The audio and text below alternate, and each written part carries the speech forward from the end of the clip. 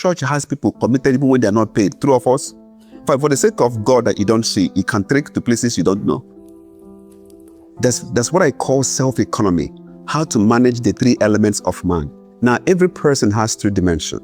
The spirit side, which is where your vision comes from. The intellectual side, which is where your perspective comes from. The physical side, which is where your competence comes from. There's a study that was done by Daniel Pink, and they were trying to find out what motivates people. Now, in this particular research, the conclusion that came from that study is what business does and what science says.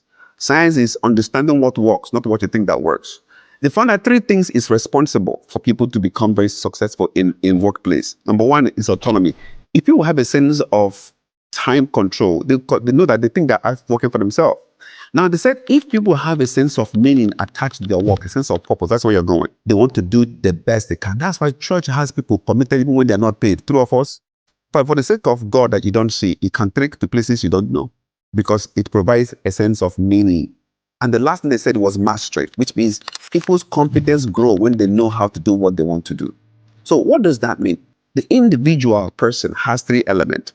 How does what they do fit their spiritual purpose? Do they find meaning in that place when they come?